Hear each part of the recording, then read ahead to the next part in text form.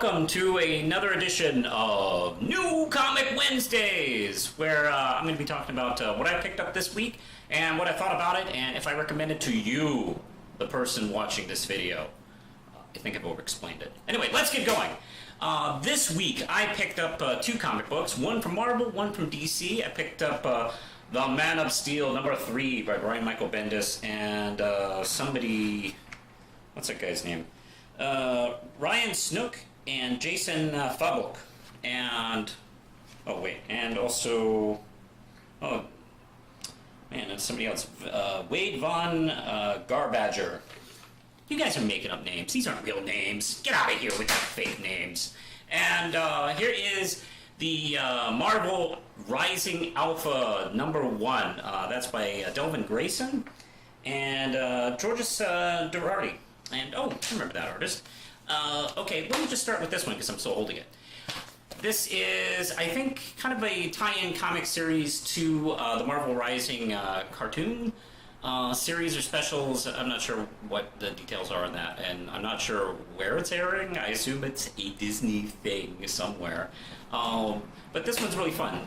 Now, don't be fooled by the sight of the other characters. This is all about Squirrel Girl and Miss Marvel, which is just fine with me, because those are my favorite out of this group anyway, so that's kind of what I want to see.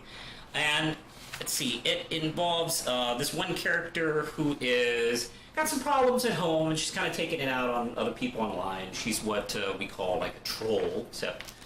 and she's been, like, banned from several sites and causing problems. Her teacher assistant is Doreen, who's also Squirrel Girl, and just coincidentally... Miss Marvel, Kamala, is also in that class. She's still a high school student, but she's picking up extra courses in this college, this community college, because she's super smart. And of course, there's already kind of problems plaguing. Apparently, the troll person has because of the mists that gave Miss Marvel powers, she also got powers. She hasn't been using it because she hasn't really understood them, but essentially they're kind of related to electricity, and let's see, she can use like pixels and internet and stuff like that to create things, and she starts taking her anger out on various parts, of course starting some cool fights with these pixel creatures. She's also communicating with somebody online that seems to be her only friend, and he or she is encouraging her to move on forward. Meanwhile, we're getting some really kind of delightful scenes of Squirrel Girl and Miss Marvel, kind of meeting each other, getting to know each other. We have a bunch of scenes with Squirrel Girl talking to her tippy toes and other squirrel friends, spying on, what might be causing the problems. I like this one a lot. The art is really, really attractive. Really nice, clean, beautiful art style. I assume it's made to kind of go in the vein of the style of the Marvel Rising cartoon, and it looks really good. I dug this quite a bit. It's $5, so that might be $1 over what you want to spend, but I'd say it's just worth it on that level, and that I will probably rate it accordingly, probably 4 RAM chips. I like this. And let me just grab this comic right here. Oh, here it is. It's Man of Steel #3 by Brian Michael Bendis and the gang. Okay, that guy who has it out for every Kryptonian ever has landed on Earth and has attacked the Fortress of Solitude.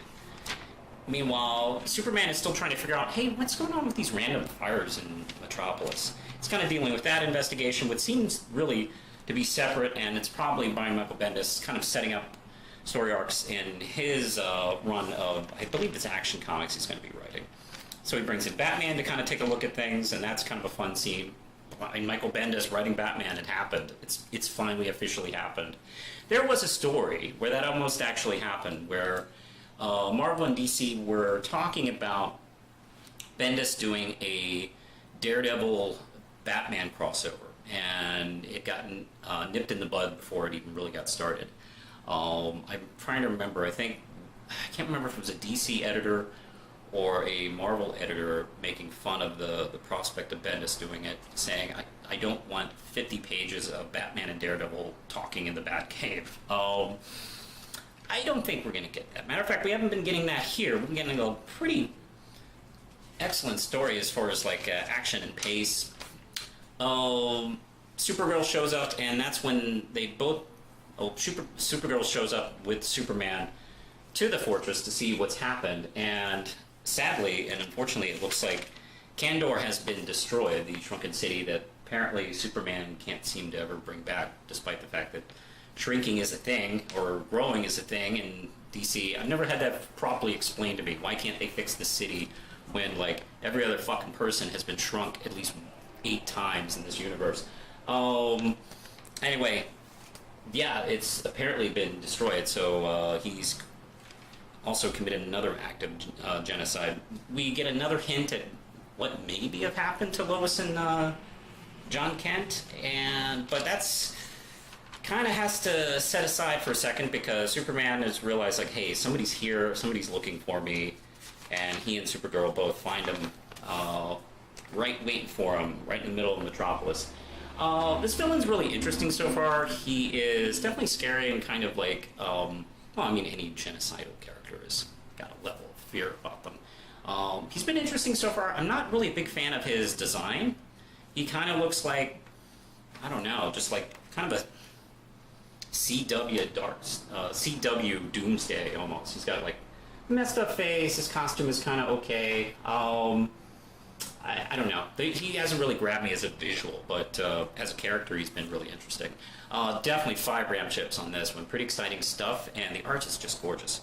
Like, it's just really well done, and yeah, I have no complaints about this series so far. And I assume we're setting up stuff at the same time we're dealing with this guy. So, not too bad of a week, I thought.